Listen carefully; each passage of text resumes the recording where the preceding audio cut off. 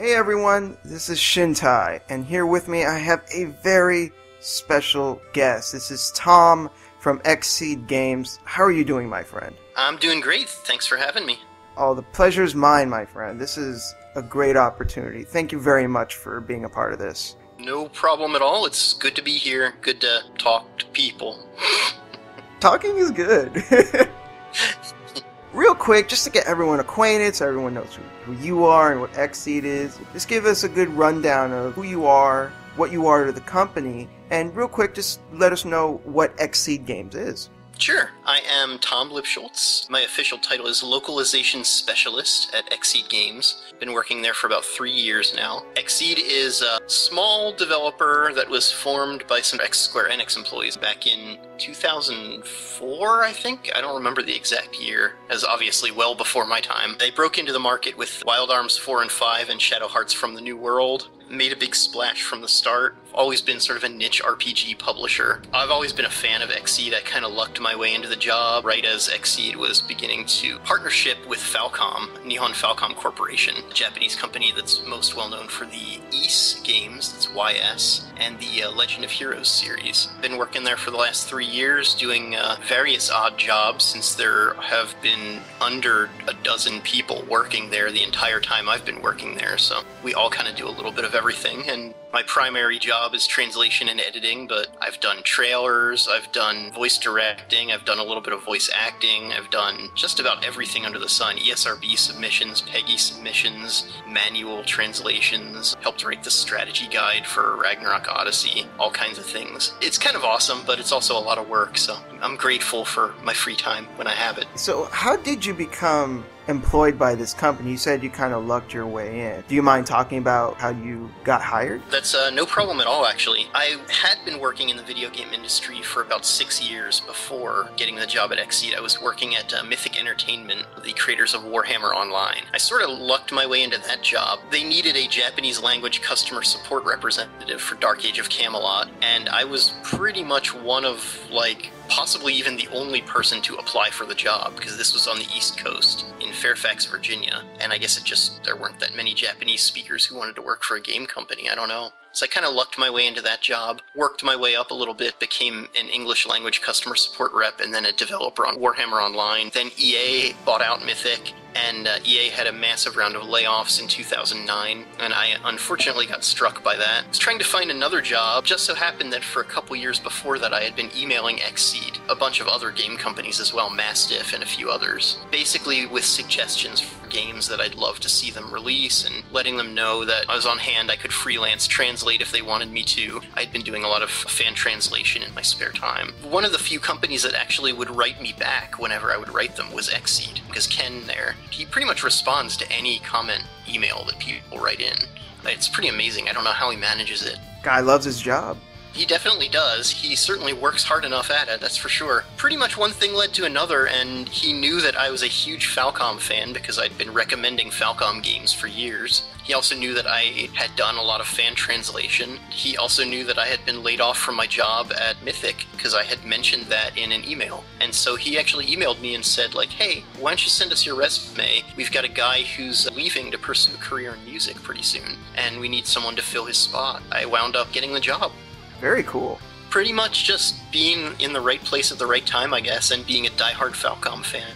Yeah, you're right. You did pretty much luck into that, but it's nice how things kind of just came into place like that. And it's definitely been a pretty fun job. It's been a lot of work, but I keep telling people, at my old job, I'd worked there for almost 6 years, and I got my name in the credits of one game. I've worked at XSEED for 3 years at this point, and I think my name has already been in the credits of 19 games? Something like that. Oh, wow. So it's definitely been really good for my resume, that's for sure. So you worked at the company for 6 years and your name only popped up once? Oh, man. Well, I mean, I only worked on 2 games that whole time, and I was a customer support rep on Dark Age of Camelot, so my name was never really credited for that. Warhammer Online I did get credited, but that was the only other game I worked on. Well, I'm going to ask a few XSEED-specific questions first. Sure. Real quick, I just want to know, what process do you go through as a company to determine what games that you guys bring over?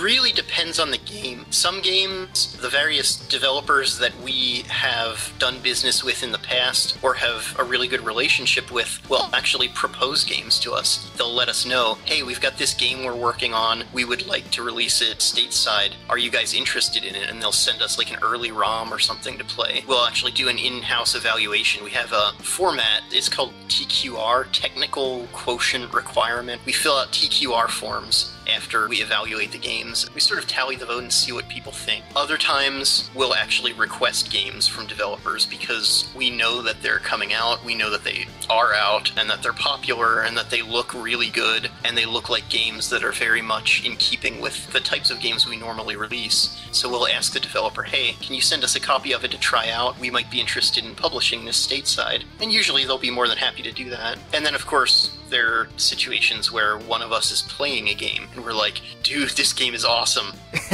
Share it with the company, and other people are like, yeah, this game is awesome. Let's go after it. That's cool. This leads into Falcom related question. What process did you use in order to get the East games over here? Did you guys try and reach out to Falcom, or did Falcom come to you guys?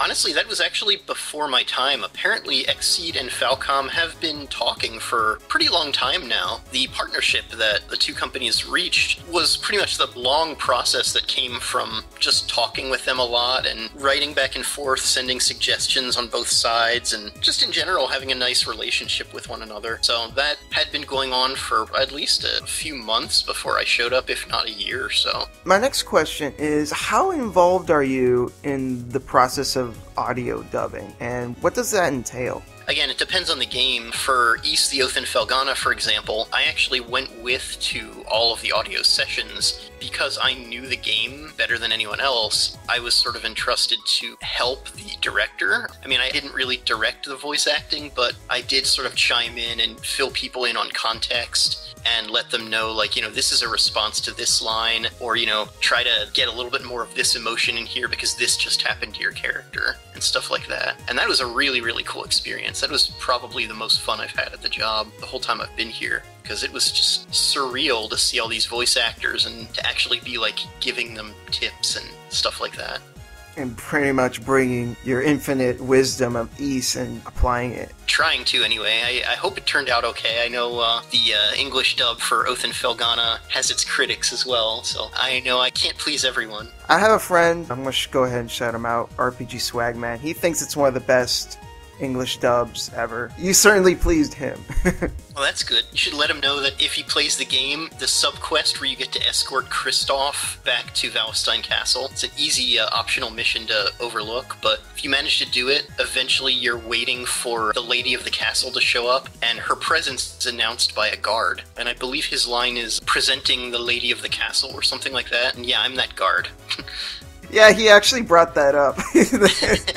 He's like, yeah, Tom was in it. Took 6 takes for me to get that, and it still was kind of sucky, but hey, I'm not a voice actor. It was more just like a rite of passage. I think everybody at XSEED has been in the booth at least once. Awesome. I gotta be sure to get to that point in the game. How do you guys determine what games get box sets? And how do you determine what the contents of the box sets are? That's actually a lot of, first of all, numbers, and that's something that I don't really do. That's handled elsewhere in the company, basically. It's a matter of, do we think that the game has enough appeal to sell box sets and make up for the obvious additional costs involved in producing box sets? And if so, how many do we produce? How expensive do we go? That sort of thing. It's all a matter of trying to figure out supply and demand, essentially. And that's the first step. And then after that, once we've decided, okay, we have this much budget for a box set, let's see what we can put into it. We sort of all brainstorm as a company. We'll meet up, we'll brainstorm, we'll come up with ideas.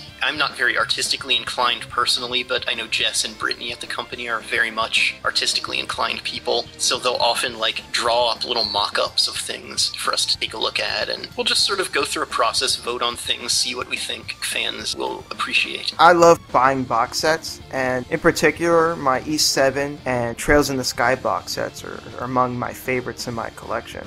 I'm very glad to hear that, as those two, especially E7, that was the very first project I worked on at XSEED. It was a lot of fun to work on that and to watch that box set come into fruition, to know that we actually had a pretty good budget because we were expecting the game to do pretty well, so we actually were able to put a lot into that box set, and I think it turned out really, really nicely.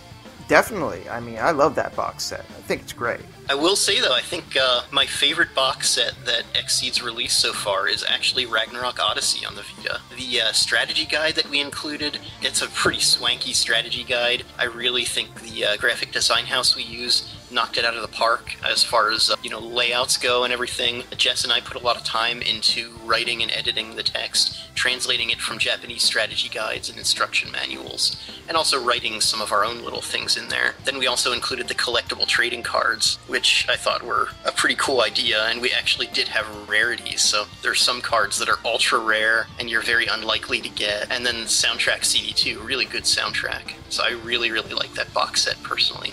I guess I'll jump into some more Falcom related questions. So XSEED has been responsible for re-establishing the East series in the West. I know you said this was before your time, but do you really have any idea of how this came about? And if there were any trials and tribulations during the process?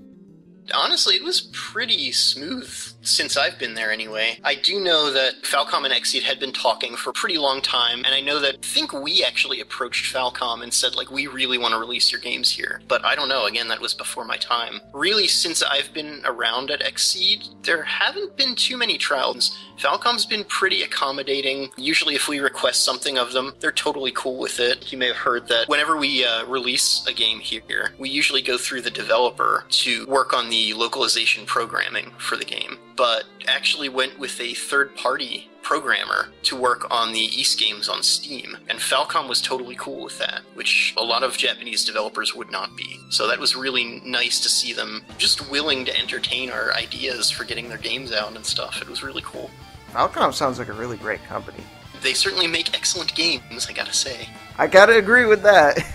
Yeah. My next question is, can you tell us about the process of purchasing the fan-translated scripts? Because I know you guys did that with Oath and Felghana. Can you say, in the long run, how much time and money it saved instead of you guys doing it yourselves? That second part's a little tricky, but first part is actually probably a little less amazing than you might think it would be. We were getting ready to start translating East the Oath and Felghana, and I said to Ken, hey, there's already a fan translation of this game out there, right? And he's like, yeah. And I was like, I know the fan translator. I've talked with him several times before. You want me to ask him if he'll let us use his translation? Ken was like, sure.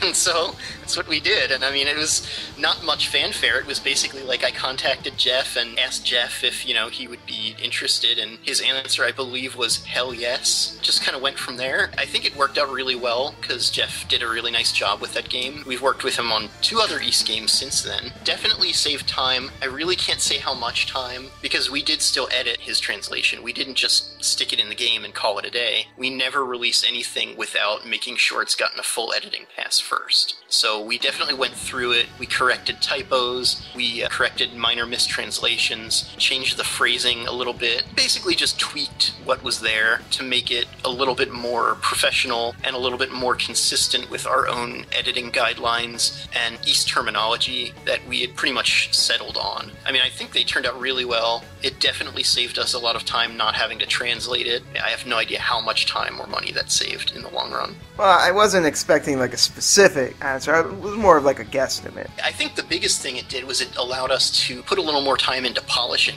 the game's text. Our deadlines are usually pretty tight, as you might imagine, considering the output we have. With Felghana, we basically had about 2 to 3 months to translate the game. Because the game was already translated, that entire amount of time could be spent editing it instead of translating and editing it. And that was really, really cool. It allowed us to really focus in and make sure that everything was really clean. I recall I even made a bet with Ken after the game was done, after we had gone through all the text, edited everything, that once we'd sent the game to QA, that it would come back with fewer than 20 text bugs, was my bet to him, and I did end up winning that. I think the total number of text bugs we got was 11. It was a very, very nice QA session, very smooth. My next question is, if XSEED had the ability and rights to publish older Falcom games and use fan translations for an English release, which games would they be, and what online service do you think they would be best released on, and what would be the risks involved in doing something like that?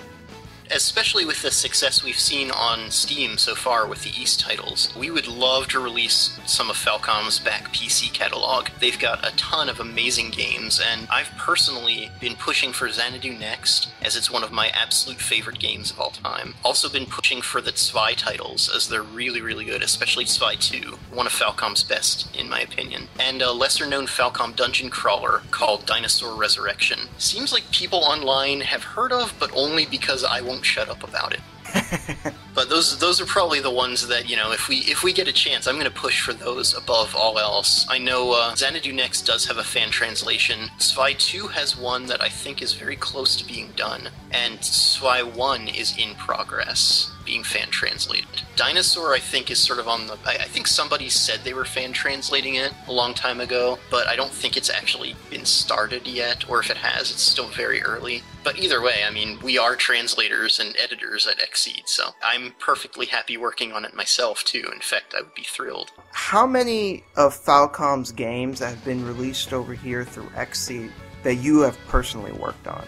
I've worked on all of them to some extent or another. I have never actually been the lead translator on any of them, though. It's always been in an editing capacity, and to some extent QA. Like E7, Jess and I actually did the editing for that one, while my predecessor was the one who translated it. And then Felghana, Chronicles, and Origin were all translated by Jeff, and I did the editing myself. Celceta, the upcoming one, is also, I'm not actually the one translating it because my services were needed elsewhere, but I will be the one doing all of the editing for it. And of course there's Trails in the Sky too, that had a lot of translators and a lot of editors, but I was one of the editors. Yeah, I heard that the script for that series in general is like really insane. It's pretty crazy, yeah. It's kind of hard to describe just how big it is, but it's basically like the average RPG, I'd say usually has between like 200,000 Japanese characters of text if it's something about like a usual East game, up to maybe like 600,000 if it's a super wordy Final Fantasy game. Trails in the Sky had about 1.6 million characters.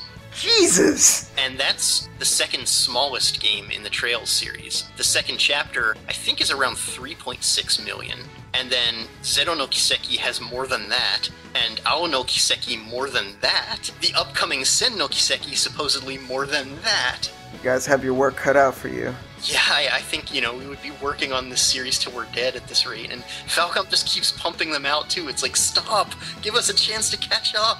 Oh, that's nuts. Since Trails in the Sky is pretty much the biggest script out of all the games that you've worked on, how did you approach that compared to the other ones, which were much smaller by comparison? That was a tricky one to go through. Jess was the real hero on that one, as she was the one who was putting in like 12-hour days for 3 or 4 months. Oh wow, what a trooper. Yeah, like 7 days a week too. I don't know how she managed that, but yeah, it was a pretty crazy project. It was 3 different translators. We outsourced the translation. One of the translators was actually Jeff, the fan translator for Felghana, Chronicles, and Origin. One of the translators was the guy who had previously done Lunar Silver Star Harmony for us. And then one was one of Jeff's friends as well. And so the 3 of them did the translation themselves over a very long period of time, while Jess and I did the editing. We actually consulted with some diehard fans of the series who knew inside and out to make sure that we had terminology and things correct as well. It was a mess. It was a lot of work on all of our parts. Many late nights. I think a lot of fans really like that game, so I think your hard work really paid off. I'm really glad to see that it has such a fan base, and I'm really glad to see that somehow or another everything did shape up pretty well in the end. I know this is something that you probably get asked a lot, but at this point in time, do you think it's more likely for the second Trails in the Sky game, like for us to get the PSP version, or this HD revision? Honestly, the most likely, I mean, this is purely unofficial, purely guesswork, But, I mean, the game did begin life as a PC title, so the most likely candidate for release would probably be the PC version, which has HD visuals. It has the nicest visuals this side of the PS3 version. It would have the Steam user base in there. We would be able to do the programming by way of Sarah, as we did with the East titles. I mean, it seems like it would make the most sense to do the PC version on Steam, but, I mean, that's not to say we wouldn't also, especially if we had the translation done, we would probably pursue the other versions as well. I just have no idea how feasible they would be, if they would be released physically or digitally. You know, it's really hard to say at this point. I would say, just my opinion, that if you were to bring over the PS3 version, it would most likely be digital. I don't think Sony would be very cool with having a hard copy of, basically just PSP games, which is a shame, because I'd love to own a hard copy. Honestly, don't know. That's what people have been saying, is that Sony has a policy about PSP remasters. We haven't really looked into that, so I have no idea how true that is. It's something to consider, though. I do think that the God of War PSP games had their own HD revision as a hard copy, but since that's like a first-party Sony title, then I think that was more excusable. But yeah, I'm not exactly sure, but I'm just saying that from what I've seen of Sony, they don't seem to be that keen on just releasing PSP title on the PS3 as a hard copy. You could say it's a port of the PC version, really. That's true. Because I'm pretty sure it's got to have all the PC version stuff in it, I would imagine. Like the better lighting and stuff. I haven't seen it, so. Either way, I think if we asked to publish it here, I can't imagine Sony would turn it down. I mean, Sony's been really good to us, and they're actually a really great company to work with. They're extremely good with small publishers. Oh, really? That's good to hear. Oh yeah, no, we love working with Sony. I definitely think if we wanted to release it here, we probably could, but I guess don't quote me on that, because I have no idea. Don't worry. Yeah. How did you become a Falcom fan? And, just for fun, what are your favorite JDK band tracks? Because I love those guys. I wasn't really a fan until about like 2005. Even though I had played a few Falcom games, it was just another company as far as I was concerned. But I liked all the games I had played up to that point. And the game that threw me over the edge was actually the one that was released here as Legend of Heroes Prophecy of the Moonlight Witch. That game kinda is renowned, that whole trilogy on PSP here is kind of renowned for not being very good, and I think a lot of that has to do with, I mean, I don't want to say anything bad here, but the original Japanese was a bit more good.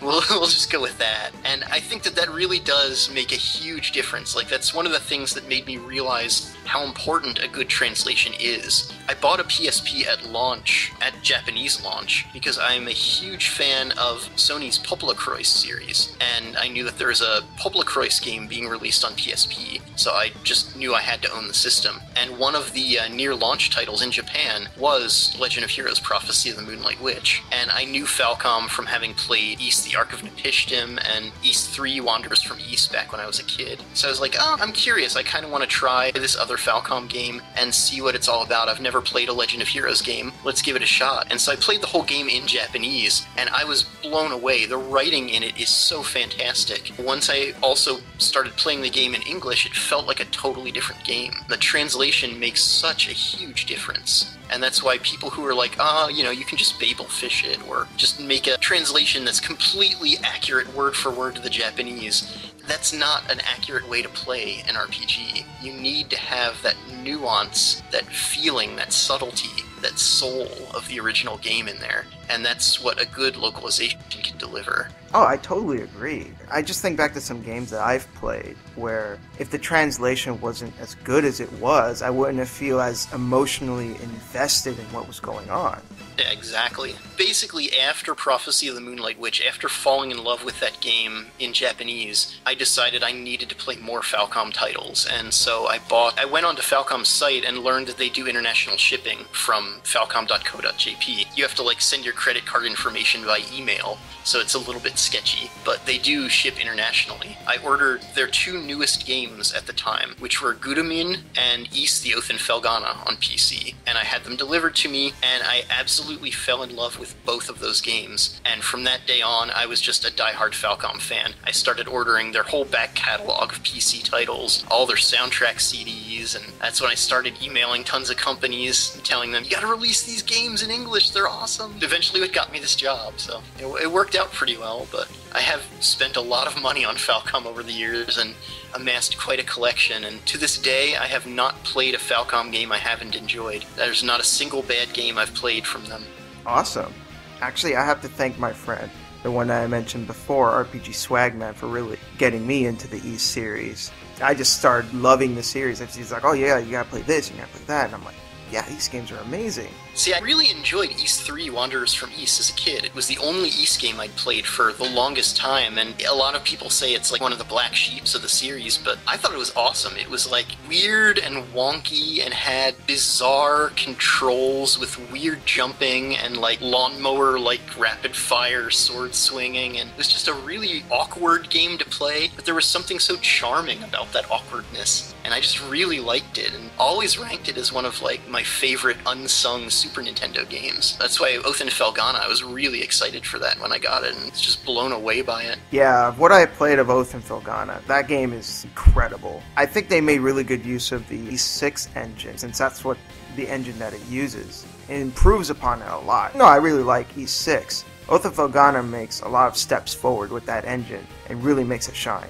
I totally agree. That's one of my favorite things about the game, is the fact that just the tiniest little tweak made such a huge difference, and that was the removal of stockable healing items. That one little change totally altered the entire dynamic of the game and turned it from a really fun action RPG into like this crazy challenging, amazingly fun, really cool boss pattern learning game. It was so awesome to not be able to heal and to basically have to use your skill and strategy to get through each section. I was really glad to see that return again in Ys Origin then as well, and a little sad to see it go in Ys 7 and Celceta actually. Having stockable healing items is one of the few complaints I have with those games.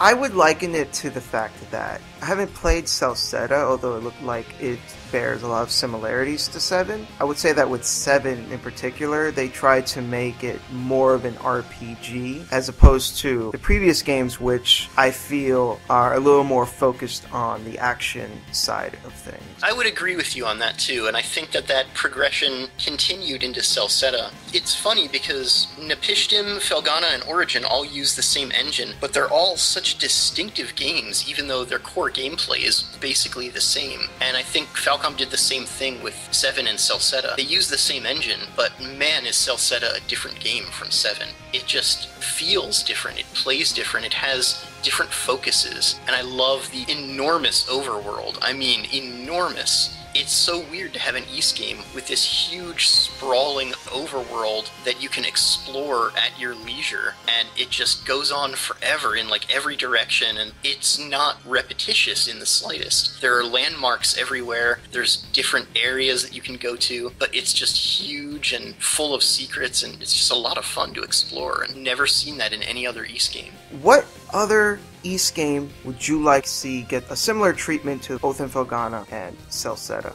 Undoubtedly Ys 5, Lost Kefin Kingdom of Sand. Because Ys 5 is the actual black sheep of the series. That's the game that pretty much killed the Ys brand for 8 years until Ark of Napishtim came out. It's very much a weird sort of game because the gameplay is so totally different from any other Ys title. It was the first game in the series to involve jumping, but even though you can move in 8 directions, you can only jump in 4, which is kind of weird to begin with. And the combat is very slow and sort of plodding. It kind of plays like Willow on the NES if you've ever played that, but not quite as polished in a way. The graphics too, they proportioned everyone realistically and used a lot of earth tones to give the game more of a realistic look. and the music is all orchestral rather than hard rock. And it's just a weird change. It was clearly an experiment on Falcom's part. It's probably my least favorite Ys game to play. It has one of the best stories in the series, and also has one of the best settings. The titular Lost Kefin Kingdom of Sand is actually just an amazingly cool idea for a location.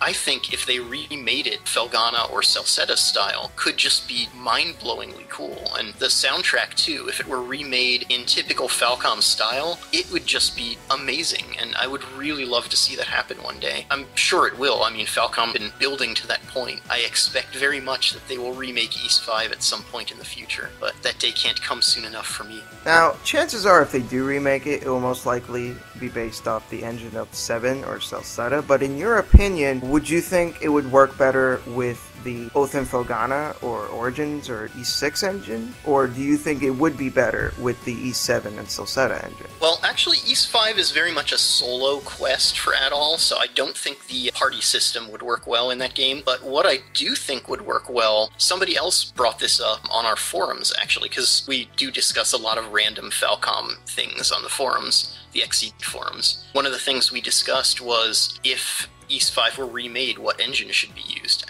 The general consensus is use the engine from Falcom's recently released PSP title, Nayuta no Kiseki, which is unrelated to the other Kiseki games and is more of an action RPG reminiscent of the Zwei titles. Apparently it does use the Ys 7 engine, but it's been modified so much that it's pretty much unrecognizable. Bears more of a resemblance to the engine used in Zwei 2 on the PC. It is one of the most fun games Falcom has ever made, I think. It's just absolutely wonderful, beautiful platforming done with absolute perfection. And I think that that engine would lend itself so well to Ys 5. I would love to see that come to be. Wow, very interesting. I would like to see that game get released too. That sounds like a really cool game. Nayuta no Kiseki is definitely pretty cool, and being on PSP means it's kind of a hard sell, but I'm still pushing for it. I'm pushing for a lot of things. Hopefully one of them sticks.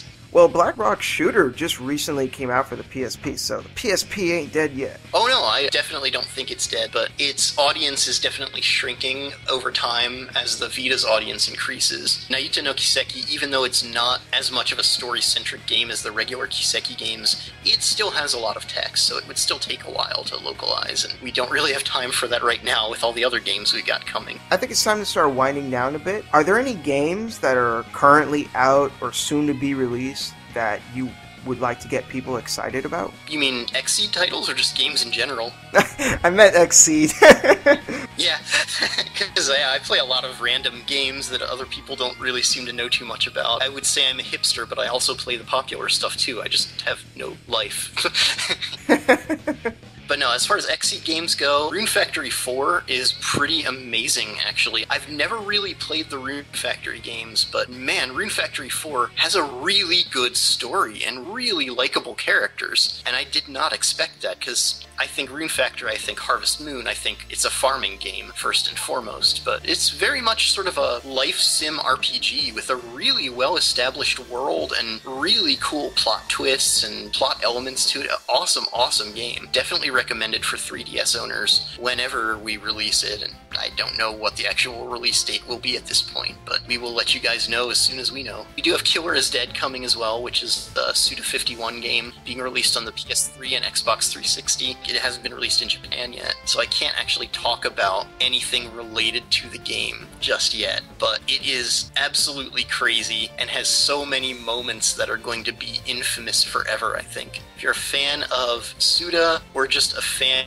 of ridiculous games with the most outlandish plot lines and dialogue you can possibly imagine, definitely pick up Killer is Dead. It's great. Personally, as a big Suda51 fan, I am hyped for that game. And of course, Ys Celceta, which we're working on, is of course a game that I would highly recommend, being an Ys title. Of course. We're also working on Valhalla Knights 3. I know that the Valhalla Knights series is one that seems to have a pretty iffy reputation. A lot of fans don't like it. The review scores haven't really been the best, but I would urge people to give it a chance, especially if you like really gritty games. Its setting is kind of unique. It's a prison fortress, and every character in the game is basically a convicted criminal. and so you just can't trust anyone. It's just a very interesting atmosphere for a game. Done pretty well, too. I'm pretty impressed with it. I've never played the previous Valhalla Knights games, but I like what I've seen so far of Valhalla Knights 3. What's that going to be released for? That's going to be PlayStation Vita. Are there any final comments that you'd like to make? I feel like I avoided a question earlier since I never did answer my favorite JDK band tracks. Ah, that's right. I almost forgot. Should jump back to that real quick. It's a hard question to answer, but I would have to say some of the old 80s stuff, or I guess early 90s stuff, is some of my favorites. I love Go Fight, which is the Star Trader title theme done JDK band style. It's an amazingly good 80s-erific track, total hair metal kind of thing, and pretty much the entirety of the JDK Band 1 album, which is the only one of the old albums that Falcom has reprinted and still has for sale on their site. That album is incredible. Definitely recommended if you like 80s glam rock, because that's what it is, and it's awesome. You know, it's funny, my dad hasn't really played any of the East games. He's not really big on JRPGs, but I've shown him Falcom JDK Band's music, and he absolutely loves them. Yeah, their music is pretty amazing, and it's amazing too that after all this time it's still great. The modern JDK band stuff definitely has a different sound from the old school JDK band stuff, but I love that it's like rock/metal band fronted by a violinist. I just love that combination. Their stuff is still really good. I've seen a few videos of them in concert, and that girl is amazing. She just looks so happy to be there. She's always got that smile on her face, and she is a damn good violinist too, especially like East Origin Super Arrange version CD. Her work on Guilty Fire track, it's some of the best violin work I've ever heard. I don't know how she managed to play the main melody of Guilty Fire on a violin. Unbelievable. For real this time. Do you have any final comments that you would like to make? Recently released titles, we did release Pandora's Tower, and I know a lot of people think like, oh, that's the reject of Operation Rainfall. For whatever reason, people seem to have this idea in their head that it's the worst of the 3 Operation Rainfall games, but that game is freaking amazing. Reminds me actually of Ys or other action RPGs. It's got more action to it than either of the other titles that were released on the Wii from Nintendo of Europe. It is just an incredibly fun game, really great atmosphere, really great level designs and puzzles. The combat is incredibly satisfying. Definitely recommended to anyone who really likes a good action RPG, especially like Ys fans and the like, as I think they would really enjoy Pandora's Tower. Alright, sounds great. Thank you very much for appearing on this interview. I very much appreciate it. Just thank you so much, man. Well, thank you very much again for having me. It's a pleasure to talk with other people about video games, because that's what I pretty much want to be doing anyway, so it's nice to have the opportunity. Talking about video games is awesome. That's why we're all here, having a good time. Yep. That's it, everyone. Again, thank you very much, Tom, for appearing on the interview. Everyone, please buy XSEED games. They release really good games. You should definitely check them out. I'll post a link in the description to their website. You can see some other games that they have available in their store there. You can see some other games that they're going to release. Alright, that's it, folks. This has been Shintai with Tom Lipschultz of XSEED Games. I hope you enjoyed the interview. Take care, everyone.